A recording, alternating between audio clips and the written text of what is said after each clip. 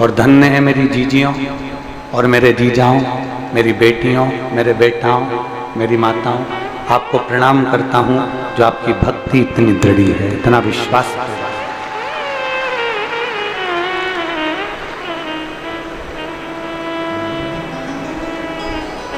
जब हम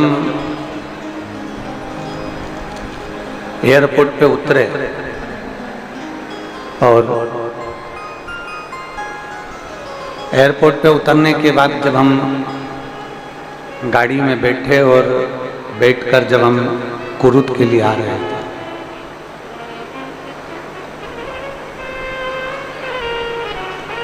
तो हमने पूछा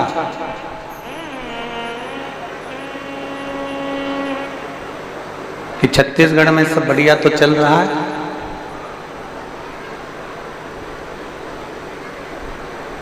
तो जो हमारी गाड़ी में बैठे थे वो बड़े मुस्कुरा के बोले, साएं साएं चल रहा है।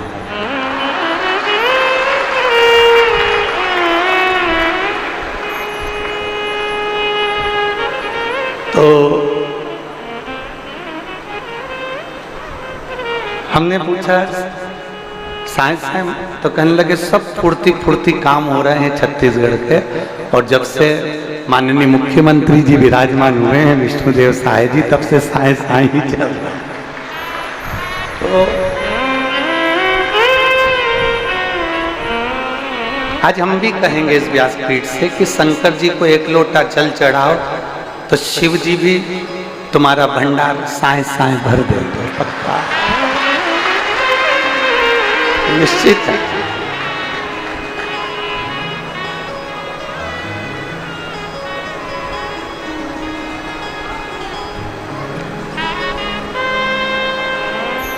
जैसे विष्णु देव साय जी के आने से सब साय साय हो रहा है, वैसे मेरे महादेव की कथा आने से भी साय साय हो जाएगा, ये निश्चित है।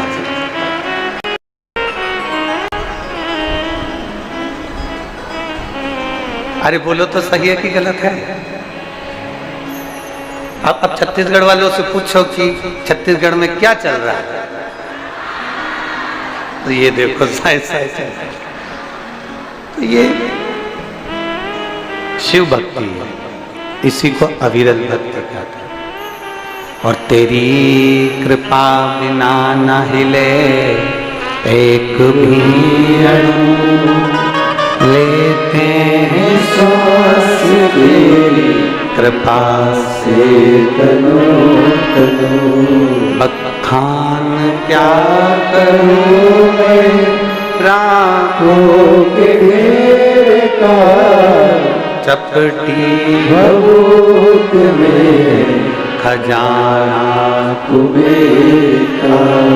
हे गंगाधार मुक्ति द्वार ओंकार तू, भोले ओंकार तू। आयो शरण तेरा शंभु तार तार तू। तेरी कृपा बिना रहे एक भी अणु, उसकी कृपा नहीं होती तब तक कोई शिव महापुराण की कथा में नहीं पहुंचता, भगवान शंकर की कथा में नहीं पहुंचता। वो देवाधिदेव महादेव ने करुणा करी है, देवाधिदेव महादेव ने कृपा करी, तब हम इतनी चिलचिलाती हुई धूप में शिव महापुराण की कथा में पहुंचे हैं। हमने पहले भी कथा में कहा, बगीचे में से वही फूल तोड़ा जाता है जो फूल सुंदर होता है, जो फूल आपको पसंद आता है। बगीचे से वही पुष्प तोड़ा जाता है जो पुष्प आपको पसंद आता है, आपको अच्छा लगता है, आपको प्रिय लगता है। उसी तरह शिव महापुराण कथा में वही पहुंचता है जिसको महादेव प्रिय लगते हैं, जिनको महादेव की प्रियता होती है, वो प्रियता।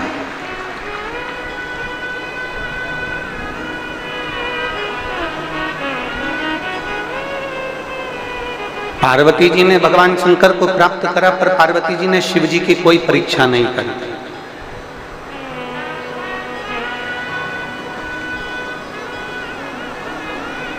शंकर भगवान ने माता पार्वती जी की परीक्षा करी, पर शिव जी ने माता पार्वती की परीक्षा करी, पर पार्वती जी ने शिव जी की कोई परीक्षा नहीं।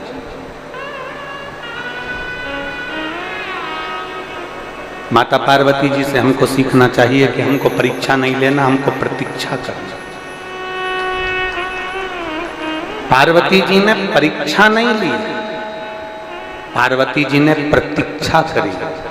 और शिव महापुराण की कथा कहती है, मेरे भोलेनाथ जी की कभी परीक्षा मत लो, आप तो एक लोटा जल चढ़ाते जाओ, थोड़ी प्रतीक्षा करते जाओ, थोड़ा इंतजार करते जाओ, मेरा बाबा तुम्हारा दुख काटेगा जरूर, मेरा बाबा तुम्हारा दुख मिटाएगा जरूर। मेरी माता पार्वती कोई परीक्षा नहीं लेती, मेरी माता पार्वती हमेशा शंकर भगवान की प्रतीक्षा करती है। शिव जी को एक लोटा जल चढ़ाऊंगी, इंतजार करूंगी, मेरा बाबा मेरी सुनेगा।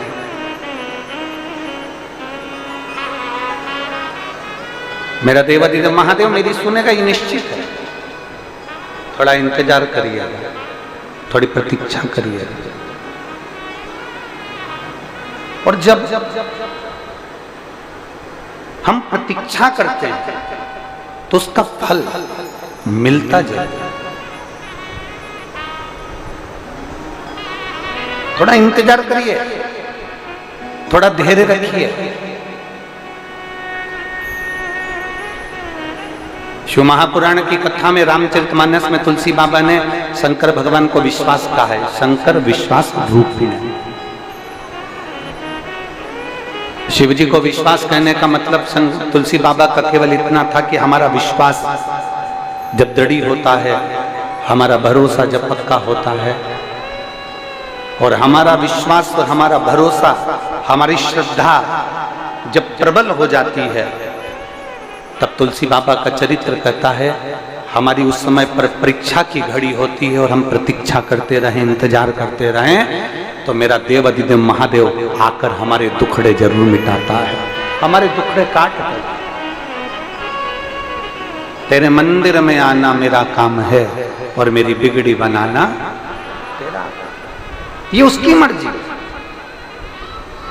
हमने पहले कथा में कहा, आप इतनी मेहनत करिए, आप अच्छी पढ़ाई करिए, इतनी मेहनत करो, इतना पढ़ो, इतना मेहनत करो और इतनी प्रबल मेहनत करो कि परमात्मा भी सोचे कि अब मेरे को इसको कुछ ना कुछ प्रदान करना ही। इतनी प्रबल मेहनत।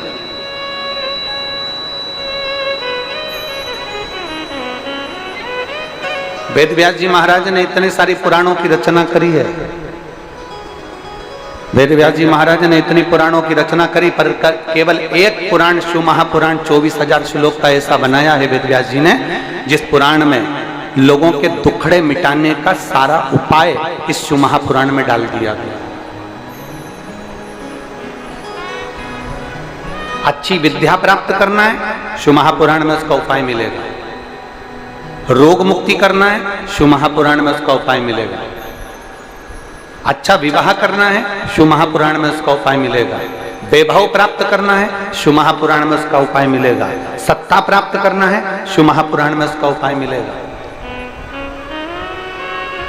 18 पुराण की रचना वेद व्यास जी ने करी, परंतु केवल एक पुराण शिव महापुराण ऐसा वेद व्यास जी ने रचा। ये 24,000 श्लोक का ये शिव पुराण ऐसा रचा जिसमें वेद व्यास जी ने उसमें सब कुछ रख दिया, सब कुछ।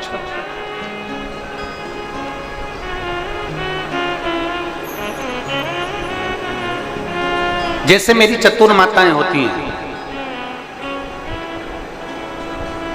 18 पुराण में एक पुराण वेद व्यास जी ने रची जिसमें सारे उपाय दे दिए। ये करोगे इससे ये फल मिलेगा, ऐसा करोगे इससे ये फल मिलेगा, ऐसा करोगे इससे ये फल मिलेगा, एक लोटा जल समर्पित करोगे इससे ये फल मिलेगा। वेद व्यास जी ने सब कुछ इसमें रख दिया। ये उसी तरह जैसे मेरी जो माताएं यहाँ पर बैठी हैं, इन सबके घर में एक ऐसा एक चौकोर या गोल एक डब्बा होता है रसोई घर में। रसोई घर में एक चौकोर या गोल डब्बा रहता है, उसमें इतने बड़े बड़े खन रहते हैं। क्या बोलते हैं उसको? मसाल दानी। उसमें हल्दी, मिर्ची, हींग, राई, जीरा, धनिया, गरम मसाला सब उस डब्बे में रहता है। अब आपको अलग अलग डब्बे उठाना पड़ते हैं क्या? वो एक मसालदानी मेरी जीजियां उठाती हैं और सब्जी बगाड़ देती है। सब्जी को बगाड़ने के लिए एक मसालदानी में उस जीजी ने, मेरी दीदी ने सब कुछ भर कर रखा है। एक मसालदानी उठाओ और सारी सब्जी बगाड़ दो। उसी तरह एक शिव पुराण उठाओ और पूरे दुख को मिटा दो।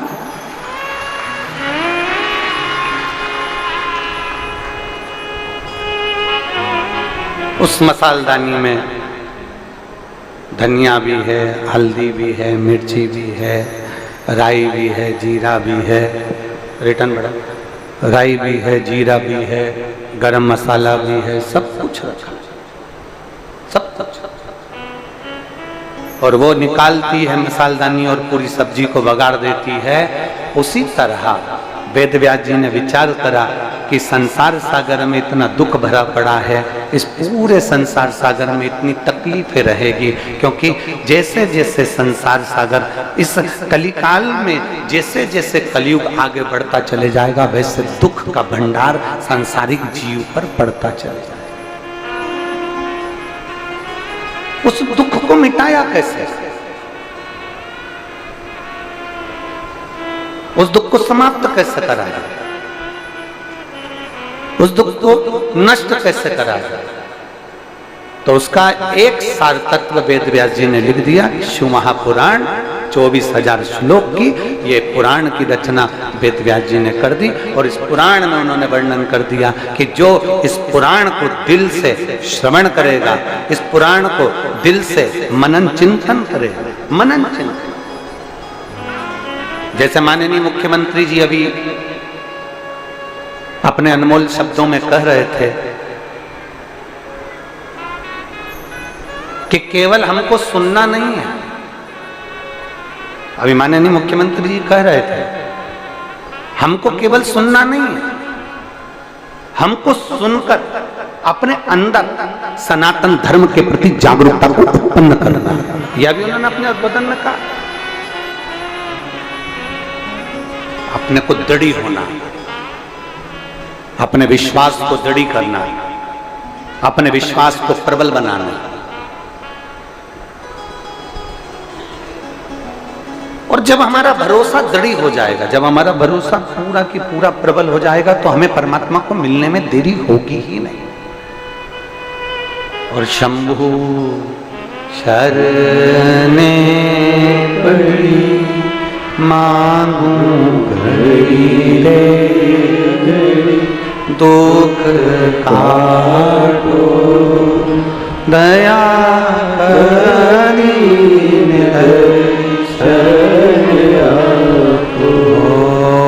शंभु शरणे पड़ी मांगू घड़ी रे घड़ी, दुख काटो दया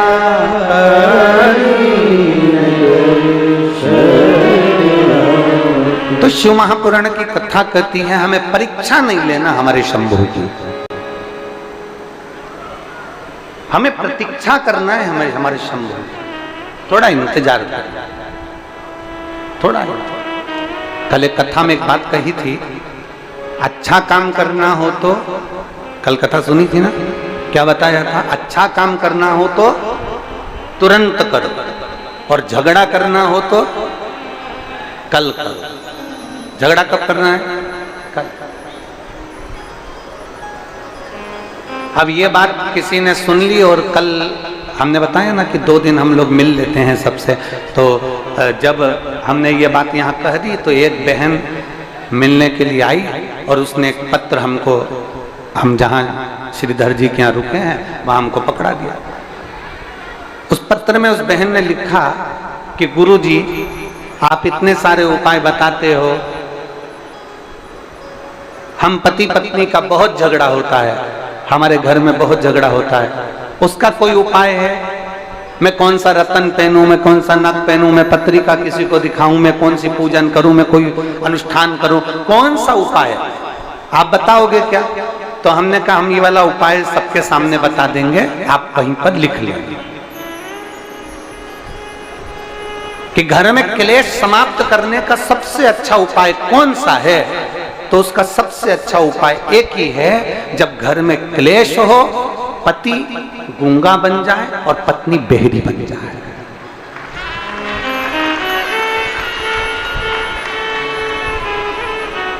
क्या बनना है? जम के बोलो जरा। पति को क्या बनना है? थोड़ी देर के लिए, आधे घंटे के लिए आपको कुछ नहीं बोलना, मौन। मेरे शंकर जैसे ओघड़दानी, मेरे शंभू जैसे विराजमान हो जाए, मेरे ओघड़दानी जैसे विराजमान, मौन। और फिर मेरी जीजियों को क्या करना है? जम के बोलो जरा।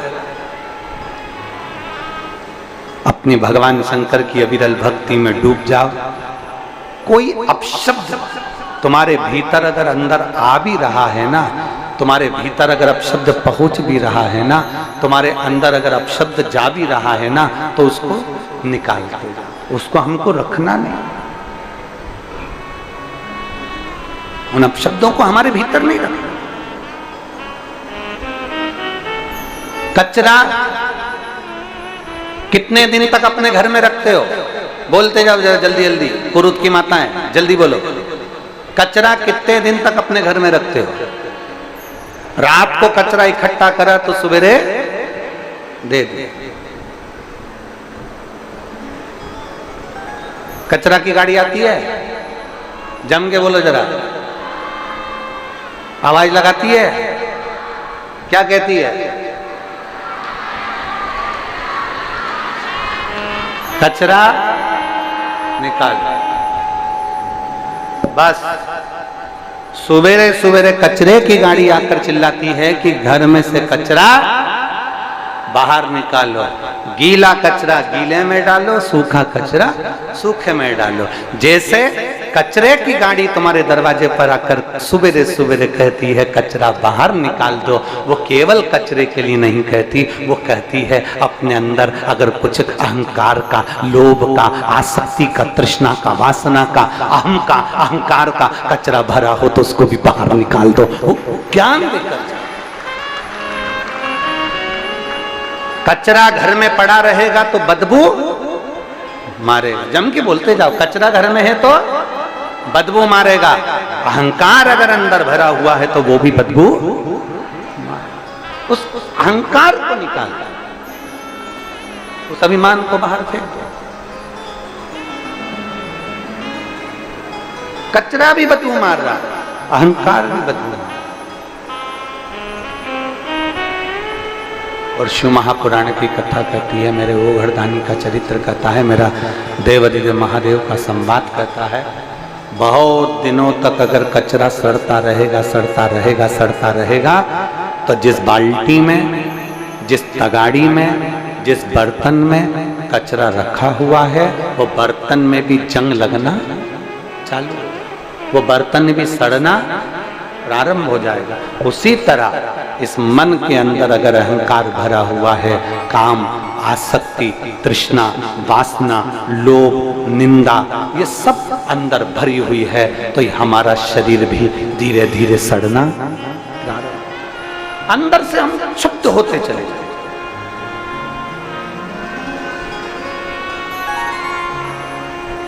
अंदर से हम क्षुब्ध होते चले जाए। कचरे को रोज बाहर निकालना जरूरी है, मकान को रोज झाड़ू लगाना जरूरी है,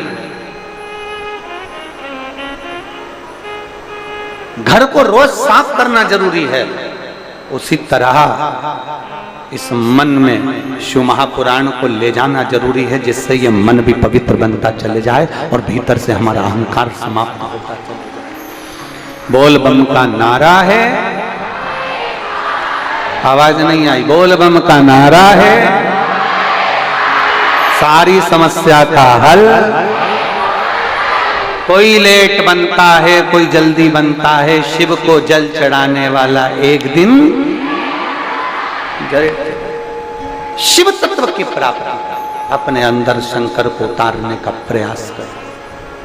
कहीं भ्रम में नहीं जाना, कहीं भटकना नहीं है महाराज, कहीं भ्रम में नहीं जाना, कहीं भटकना नहीं है, कहीं इधर उधर हमें जाना नहीं है। हमें तो केवल शिव की भक्ति में रमना, केवल शिव।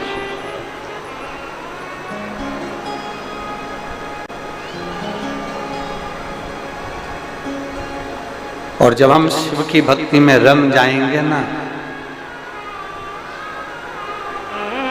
तो देवाधिदेव महादेव की कृपा भी साए साए हो ही जाएगा, ये निश्चित।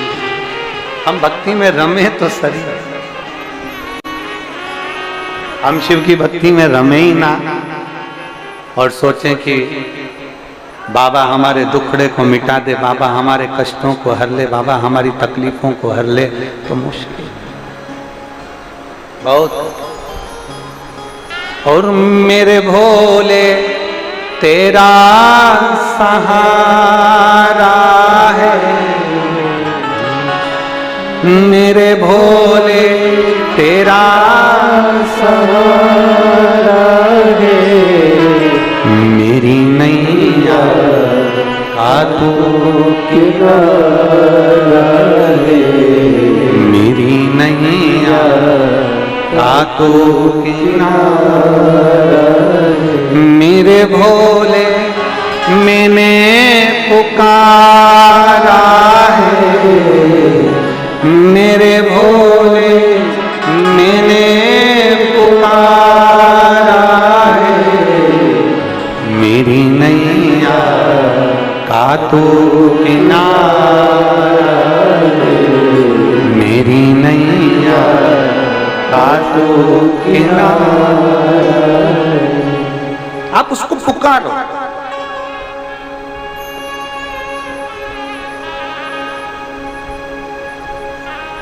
आप उसका स्मरण करो।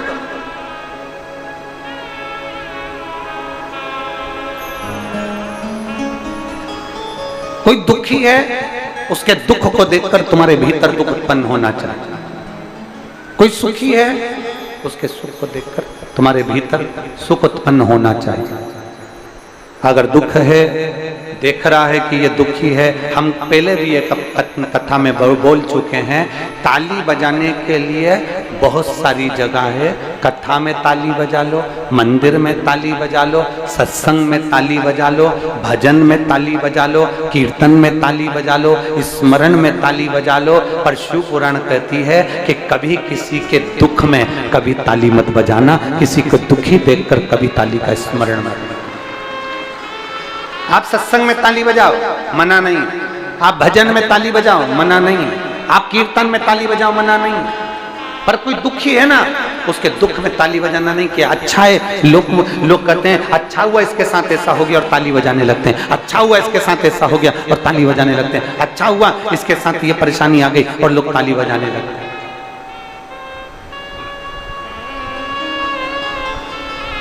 ना,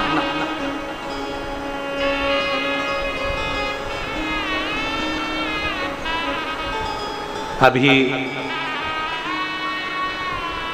छत्तीसगढ़ में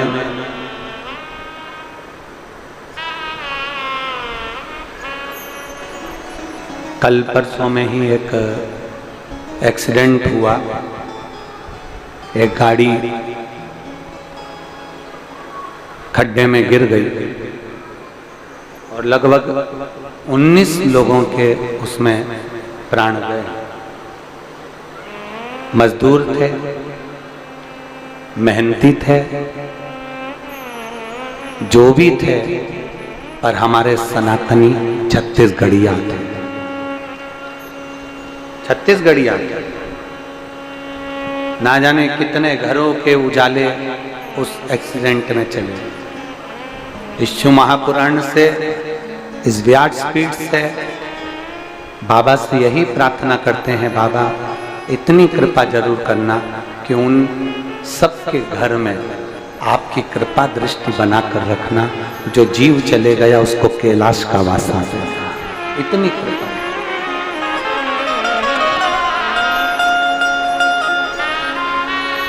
इतनी कृपा जरूर।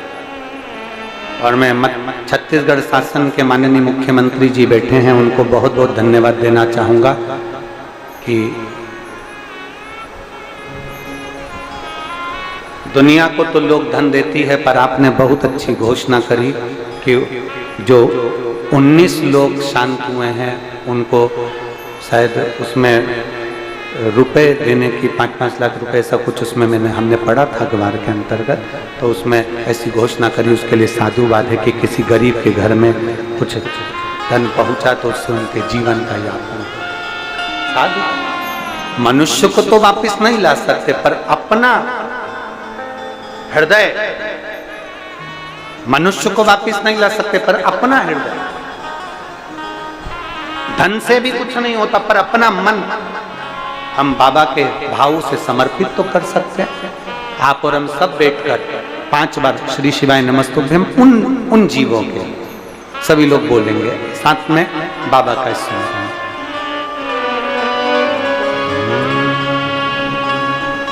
श्री शिवाय नमस्तुभ्यम, श्री शिवाय नमस्तुभ्यम,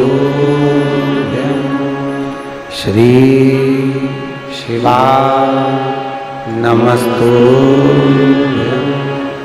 श्री शिवाय नमस्तुभ्यम, श्री शिवाय नमस्तुभ्यम। शिव तत्व की प्राप्ति,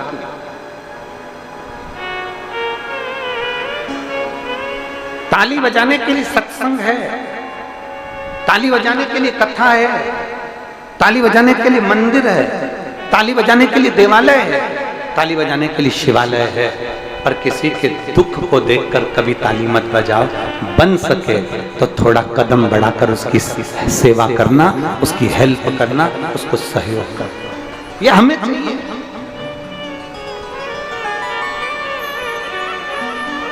अब कितनी विचित्र कथा है, जरा ध्यान दीजिएगा। तारकासुर असुर है, तारकासुर राक्षस है, और तारकासुर असुर है, राक्षस है, और उसको मारने के लिए षडानंद कार्तिकेय जी का जन्म हुआ है, प्रकट हुआ।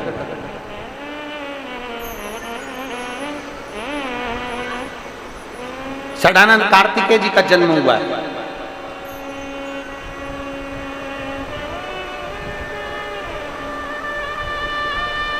अब तारकासुर तो असुर है ना, राक्षस है ना, उसको तो मरना है ना। पर माता पार्वती जी अपने पुत्र कार्तिकेय जी से कहती हैं कि तारकासुर को मारना तो उसके हृदय में बाण ना लगे, उसका हृदय छेदित ना हो, उसके हृदय में चोट ना पहुंचे।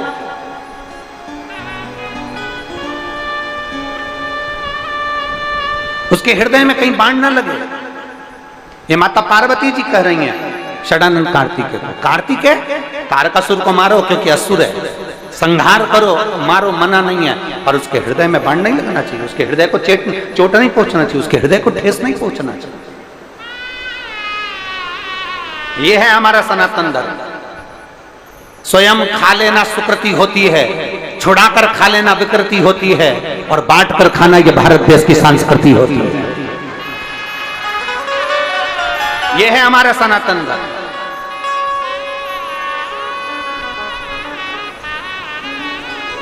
कोई धर्म ये नहीं बताता कि पक्षी को दाना देना, कोई धर्म ये नहीं बताता कि चींटियों को दाना देना, कोई धर्म ये नहीं बताता कि मछली को दाना देना, कोई धर्म ये नहीं बताता कि गौ माता को रोटी देना, कोई धर्म ये नहीं बताता कि वृक्षों की पूजन करना, कोई धर्म ये नहीं बताता कि नदियों की पूजन करना, कोई धर्म ये नहीं बताता कि पृथ्वी की पूजन करना, कोई धर्म ये नहीं बताता कि जीव और जंतु की पूजन करना, कोई धर्म ये नहीं बताता कि नारी का आदर करना, सम्मान करना, सत्कार करना, ये केवल सनातन धर्म के अंदर ही है, इसके सिवा किसी धर्म में नहीं।